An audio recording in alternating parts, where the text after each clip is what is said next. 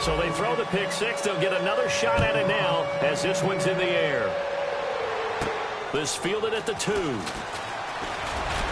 And his guys will get the football right at the 20-yard line. And Seattle now ready to march out of the field.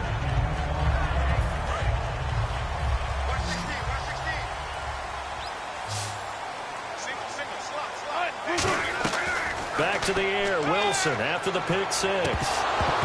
And his throw is incomplete. Jimmy Graham, the intended receiver. And now it's second down. Even in today's NFL, when we think of the tight end position now as really a glorified wide receiver, we're still asking a lot of those guys. They have to block as well, and every now and then, they don't come down with the football. Throwing is Wilson. It's caught on the left side by Baldwin. They give him 14 yards that time and a fresh set of downs. I don't care how many times you tell this story, it never loses its luster for me. Doug Baldwin, undrafted out of Stanford, and plays like a #1 receiver should in the NFL. I don't care how you cover him. I don't care that his size isn't great. He's the one to tickle it. It's caught inside the 25. A big play that time for the Seahawks. 43 yards. So after that big gain, let's see what else the offense has up its sleeve. Well, even after all those interceptions, he's not deterred, still confident to go deep at work there. I think all the old rules about playing that position still apply. If things go wrong, you still act like you're the best player out on the field. You still carry that supreme arrogance with you and continue to fire the ball. I've seen guys have games like this, and this is where you find out if you're great or not. Can you overcome some interceptions and still lead your team to victory? Second and 10 now, Wilson. And Graham's got it over the middle. That catch good for only a yard, and it'll be third down. Got to give credit where it's due. Really nice defense on that play. The pitch and catch was successful, but not any run after it. On third down, Wilson. And he finds Jimmy Graham. And he won't have the touchdown, but he will have the first down as he's tackled at the 2. Looking to speed things up here, going with some tempo. They'll run it. This is Procise. And he will take this one in for the Seattle touchdown. C.J. Procise, his second touchdown on the season. And the Seahawks a 2-point conversion away from tying the game. Wilson going to throw for it. And for the 4th time tonight, it's an interception. Picked off by Corey Graham. And a big turnover there as his guys will get the football back.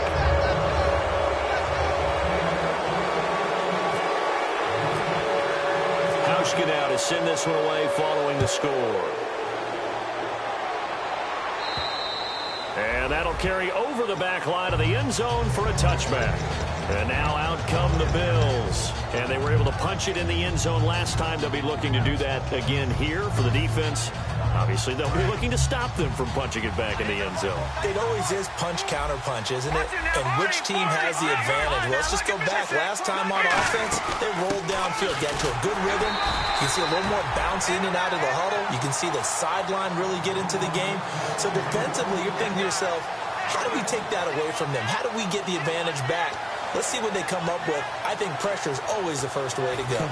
You love pressure. I love it. We'll see if they dial it up this drive. Trying to get one more in here before the quarter breaks. They come out 5 wide, 3 of them to the right side. Back now in Seattle, Washington. It's been a good one so far. Just a 2-point game here as we get set for quarter number 4.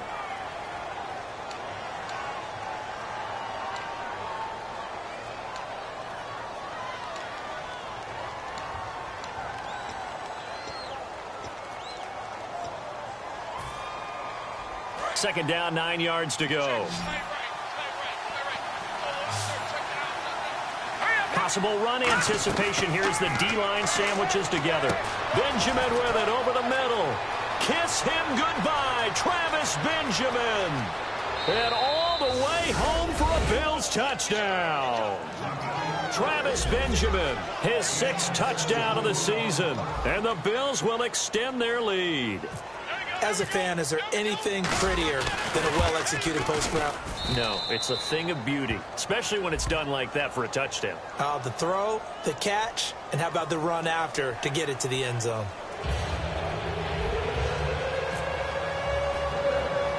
After the TD, here's Carpenter on to kick it away. This one taken just inside the 10. And he'll take it past the 25 and up to the 28-yard line. As Seattle now ready to march onto the field. And that last drive, a long drive, but not just that. They had a great air attack going. Do they stick with that? I would think that they would, because if they were confident enough to do it on the last drive, starting backed up in their own territory, why would you change anything? They've got to be confident about what they're presenting and continue to do so. Yeah, because the secondary, they really look clueless. And that was amazing because that drive went and went. And for the fourth time tonight, it's an interception picked off by Ronald Darby. And they take possession of the football and have it at the 36-yard line. The Bills offense now, they get set to head back onto the field. And they'll just simply be looking to build off the confidence of the last time out where they scored a touchdown. And confidence is powerful, isn't it? When you've scored once, you feel like you can go back out there and get it done again. Doesn't matter what the defense throws at them. They feel like they're in a groove right now, and they want to get out there and show it. Yeah, hoping to stay in that groove here this go-around.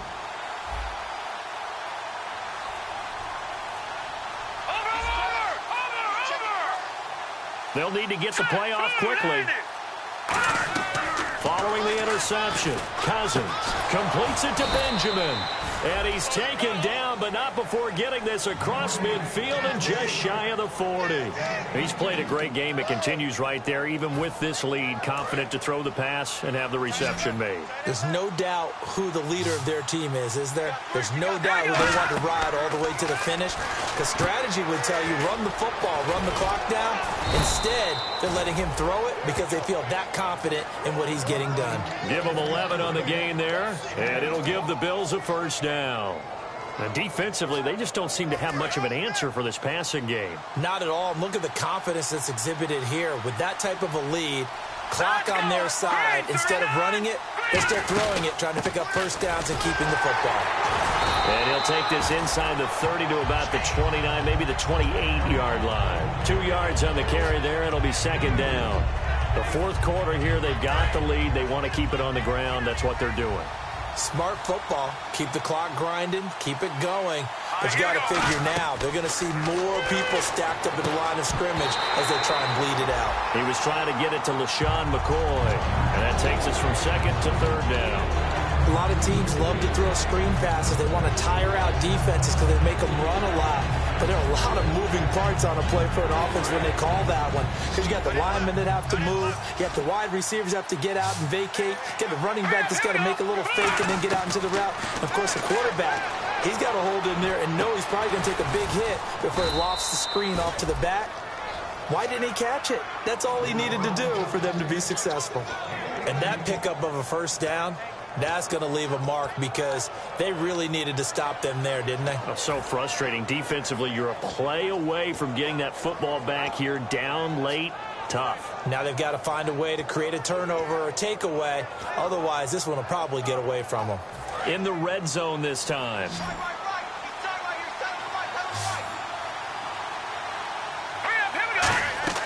Cousins on first down. They set up the screen to McCoy. And he'll take it into the end zone for a Buffalo touchdown. LaShawn McCoy with his second touchdown of the game and fifth on the year. And the Bills will add on to their lead.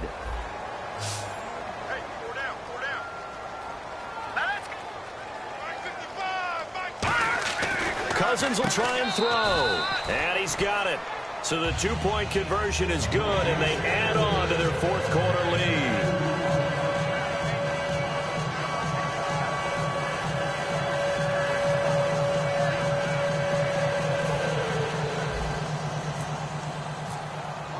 After the TD, here's Carpenter on to kick it away. And this will be a touchback as that sails over the end line. The Seahawks offense now, they get set to go back to work. And following the interception, we'll see what they can put together on this drive. I can hear my old college coach right now.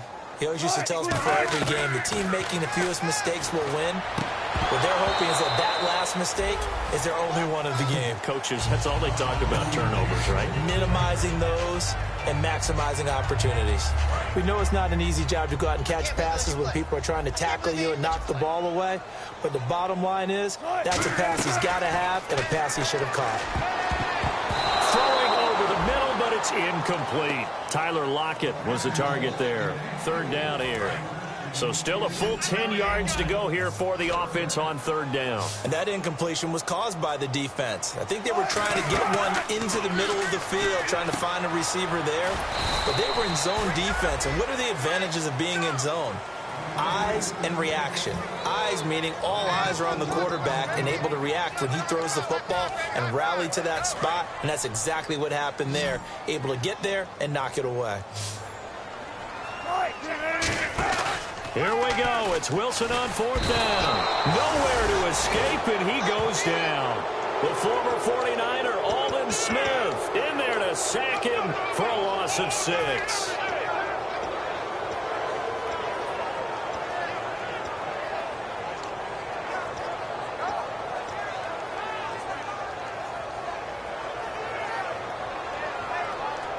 Really nice starting field position here for the offensive unit.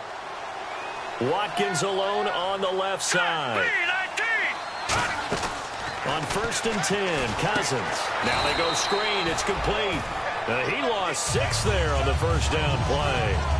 Got to give some credit there defensively. They snuffed out that screen early on first down. Really read it well, didn't they? Because they didn't bring the pressure that they expected. They covered all the passing lanes. So once you see it break down as the passer, I think in this situation, you're throwing it at the feet of your back to make sure no one picks it off, or you throw it away. Throw it over the sideline. Don't try and freelance and try and make a bigger play. There's really no one else running a pattern that should be open. Sammy Watkins the intended target, and it's third down.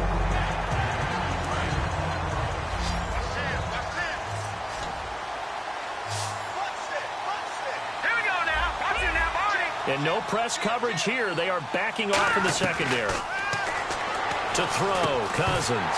And he couldn't hang on to it through the contact. Incomplete. Slants are so tough to cover because everything happens so fast. But sometimes it happens too fast for the guy catching the ball because all of his movements have to be quick off the line of scrimmage, and then all of a sudden the ball's right on top of you. And maybe he got a little bit ahead of himself there. And a lot of times coming in with good pace, and he dropped it. So it's 3 more points, and that widens things out even further here in the fourth. Hey, in this league, you can never have too much. So if you're in range, grab the 3 whenever you can. And they will not get a chance to return this one as it's through the end zone for a touchback. The Seahawks offense now, they get ready to come back onto the field. And on that last drive, went for it on 4th, turned it over. But good job by their defense, though. They held them to 3, but this offense, they've got to be a little bit better, a little bit more careful here. And sometimes when you see these calls on 4th down, when they decide to go for it, it's not necessarily the coach saying, I believe in my offense. Sometimes the coach saying, I believe in my defense. I can afford to go for it here because if we don't get it, I don't think we'll give up more than 3. And that's exactly what happened. You think that factored in? I do. I think that he had that in his mind going into the game, that I'm going to be aggressive on offense because I know I've got a defense that can hold up their end. Incomplete pass on 2nd down. Let's see what the offense draws up here on 3rd. Wilson now to throw on 3rd down. And my goodness, another interception. Delvin Breaux with a pick. And they'll set up shop in enemy territory at the 45-yard line. The Bills getting set to go. And they're not going to play this conservative, I don't think. They had the field goal last time, and they're up, but they're looking to put a drive in the end zone. Oh, I agree with you totally. No one goes out on the field and says, all right, let's just settle for 3, except in certain situations, trying to ice a game, that sort of deal. Most of the time, it's end zone, and that's what you're thinking, and I believe that's exactly what they're thinking as they begin this one. Yeah, no quarterback ever goes out there saying, hey, let's get 3, right? Not one that I've ever met. They'll run it with McCoy, and he gets this inside the 35-yard line. Give him 11 yards that time and a new set of downs. Well, I'd say that run's pretty emblematic of what we've seen all day long. No matter what they've done on offense, this offensive line has controlled the line of scrimmage, giving them time to throw it, run it, do whatever they wanted. That's why there are points up on the board. And right now, the psyche of the offense, We're in control, and we can do whatever we feel like doing out here on the field. They'll put 2 receivers left, 2 to the right. Cousins now to throw on first down. And that's caught left side. It's Woods. That throw good for 4. It's second down. Well, the strategy was evident there. Get it to your tight end and make it a one-on-one play with a cornerback. Who's usually going to win that one? The tight end, but not there. Not in this situation. How about the corner defeating that logic and making a really nice tackle? He's going to let it go deep for the end zone. And this is what here? Incomplete, they say. It looked like it was intercepted, but he apparently did not get the 2 feet down in bounds. So they got to get to the 23 here on third. On third down, Cousins. Screen pass to Sproles. And down he goes, taking it inside the 10, just shy of the 5 at the 6. Let's give a little credit there. The offensive play caller sensed that the screen pass was available. Whenever you're getting a lot of heavy pressure towards your quarterback, that's when you're thinking about running the screen and using that pressure against the defense. And it worked very well there for a first down. This is McCoy. And he'll get this one back to the 5-yard line, but no further than that. It's a gain of a yard, and it'll set up second and goal. Sort of a hallmark here of a Rex Ryan team last year, the #1 rushing attack in the NFL, keeping it on the ground here, eating some clock with a lead. And it really shouldn't be a surprise. Rex Ryan's a defensive-minded head coach. He loves having a good running attack because it helps his defense out in a big way. And he's maybe going to get this back to the 4, but that's about all. That didn't just feel like good defense there. That felt like pride, didn't it? He's already gotten into the end zone twice, trying to get there for a 3rd time. No one likes to have the hat trick against them. And barring something unforeseen, this will be the last play of the game. They come out here in the eye. It's Cousins on the sneak. No gain there, and it's going to set up second and goal. Charles, this is not an easy place to win. They are known for having such a great crowd. But how about that? They came in here, they were determined from the opening kick, and they got it done. And they've done such a great job at putting an excellent team on the field. But the architects that built this stadium to keep the noise in, and that crowd responds in a big way. But you're exactly right. Hard to believe that people can still come in here and win the game. So for Buffalo, the win will move them to 7-2 now on the year. And they'll be able to enjoy this one through the bye week before they get back at it again. Meanwhile, for the Seahawks, the loss will drop them to 6-2 now on the year. And they'll look to get back in the winning column next week as they head to Foxborough to face off against the New England Patriots.